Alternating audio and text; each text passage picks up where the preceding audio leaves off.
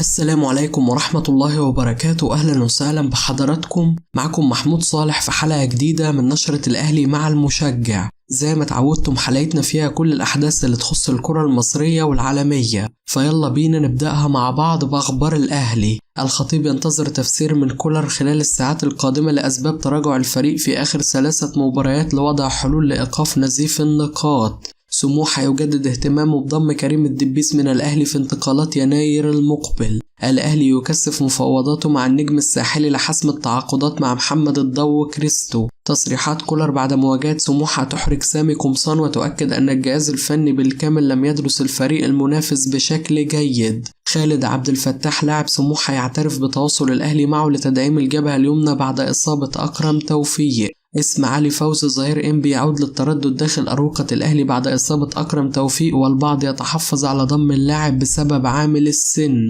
هشام صلاح لاعب الاتحاد السكندري يؤكد للمقربين أنه تلقى اتصالات من وسطاء للحديث عن إمكانية انتقاله للأهلي، وأنه رحب بالأمر وفي انتظار عرض رسمي من النادي الأهلي. منزل الكابتن أحمد شوبير يتعرض لحريق بسبب ماس كهربائي، وقوات الحماية المدنية تنجح في السيطرة على الحريق سريعا. تفاؤل في الأهلي بلحاق بيرسي تاو بكأس العالم للأندية بعد تحسن حالة اللاعب. أحمد شوبير هارد لك لسموحة كان الأحق بال3 نقاط أمام الأهلي. لم نشعر بتواجد الأهلي في ملعب المباراة أمس، ولا لاعب راح الاستاد باستثناء محمد الشناوي الذي تصدى لأكثر من هجمة خطيرة على مرمى الفريق. باقي اللاعبين حدث ولا حرج. كل اللاعبين والجهاز الفني لم يحضروا للمواجهة ونسيوا ميعاد المباراة، وقالوا لهم الحقوا عندكم مباراة قبل المباراة مباشرة. ايه اللي بيحصل في الأهلي ده؟ فريق بلا روح وبلا إصرار وبلا هجوم وبلا عرضيات وبلا تسديدات. الجمهور مموت نفسه وبيغني واللعيبة بتستهتر. الجمهور بقى مش واثق في الفرقة واللعيبة مش واثقة في نفسها. تشكيلة الأهلي من جانب المدير الفني مارسيل كولر عجيبة، وقفشة قدم مباراة جيدة للغاية أمام فاركو، وبقى خارج التشكيل الأساسي في المباراة التالية. شادي حسين فين؟ شاريه من سيراميكا ليه طالما مش هتلعبه؟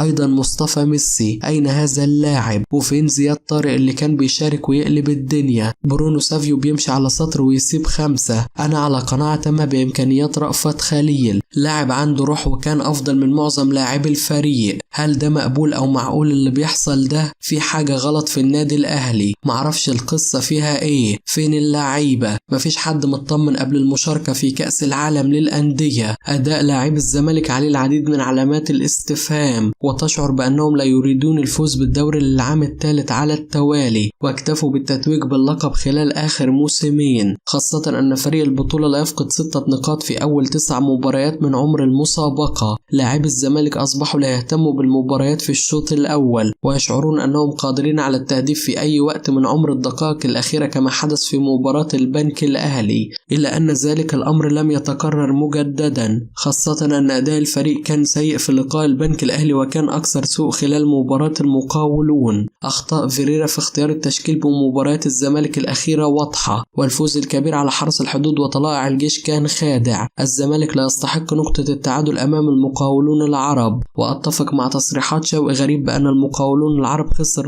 2 نقاط. فيريرا غير مقتنع بإمكانيات التونسي سيف الدين الجزيري، لذلك بدأ بالمهاجم الشاب يوسف حسن خلال مباراة المقاولون، وهذا أمر واضح منذ فترة طويلة بعدم قناعة المدرب البرتغالي باللاعب التونسي. محمد عبد الجليل كولر يتبع سياسة التدوير بين مهاجمي الأهلي ويشرك كل مباراة لاعب مختلف في مركز رأس الحربة، وهذا الأمر تسبب في انخفاض مستوى كل المهاجمين. تراجع مستوى محمد شريف واختفى شادي حسين وخرج من القائمة في آخر مباراتين، واختفت خطورة حسام حسن، ولابد من تدخل إدارة النادي الأهلي برئاسة محمود الخطيب، لأنه يجب تثبيت لاعب واحد في مركز رأس الحربة الصريح على الأقل 5 مباريات متتالية حتى يكسب اللاعب فورمة فنية، وهذا لم يحدث داخل الأهلي. تغييرات كولر كانت خاطئة في لقاء سموحة، والدفع باللاعب رأفت خليل الشاب في ظل تراجع مستوى الفريق أمر غريب جدا، وخروج شادي حسين من قائمة المباريات أمر أغرب. إبراهيم حسن حسن. كان واضح أن مستوى الأهلي والزمالك في هذه الجولة سيء للغاية. الأمور اختلفت، ورغم الإمكانيات القليلة جدا للأندية في الفترات السابقة إلا أن اللاعبين كانوا يحاربون في الملعب. أما حاليا في ظل الإمكانيات المادية الرهيبة والملاعب تغير فكر اللاعبين. الجيل الحالي لا يعرف معنى البطولة، من ينافس على البطولة لا يليق أن يخسر نقطة. التعادل والخسارة حاليا أصبح أمر عادي. مستوى القطبين ليس ثابت، وطموح وفكر اللاعبين تغير ويوجد دلع، واللاعب يأخذ أكثر من حجمه في الإعلام، والوضع والفكر اختلف. فكر وحماس أكرم توفيق يعرضه للإصابة. كان يجب أن يكون ذكي ولا يغامر في أي تدخل لأنه عائد من إصابة.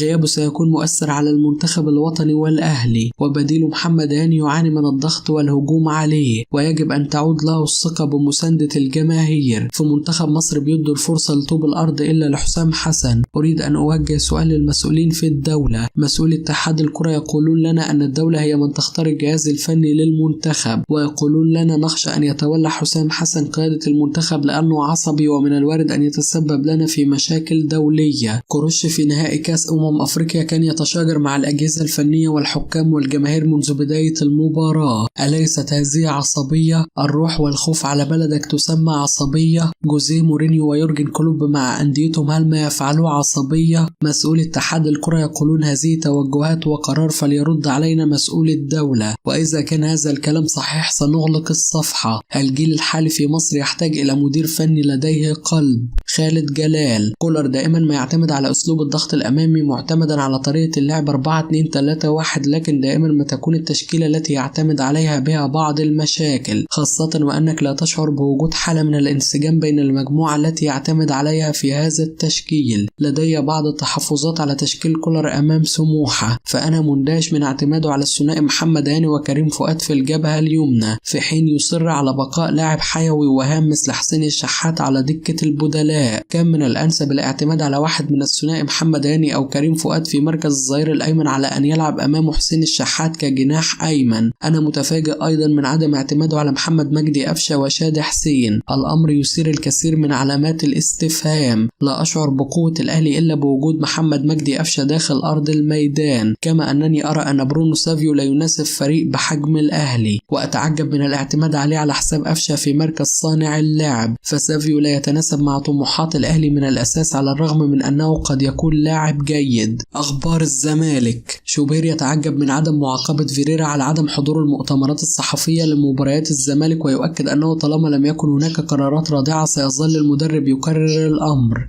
محمود شبانة يؤكد في تصريحات تلفزيونية عدم تواصل إدارة الزمالك معه للعودة للفريق في يناير. الزمالك يستطلع رأي فيريرا في تحديد مصير حمزة المسلوسي لمعرفة إذا كان سيتحرك النادي لتجديد عقده من عدمه. رضا عبد العال. هناك عك من جانب المدربين في الدوري. البرتغالي فيريرا المدير الفني لفريق الزمالك سبب التعادل مع المقاولون العرب بالدوري، وهو من يتحمل المسؤولية في نتيجة اللقاء. فيريرا بيفتي في الزمالك والفريق رايح في داهية معاه، وعمر جابر ما ينفعش يلعب كورة وليس على مستوى نادي الزمالك. في مباراة الأهلي وسموحة كانت هناك حالة بؤس لدرجة أن محمد عبد المنعم سدد آخر كرة من نصف الملعب. الأهلي والزمالك في حالة فنية سيئة. لا أعرف سبب جلوس ديانج على مقاعد البدلاء. برونو سافيو لم يقدم أي شيء ومستواه مثل باقي اللاعبين المصريين. نفس الحال الزمالك سامسون لم يقدم شيء والفوارق في مصر قليلة للغاية.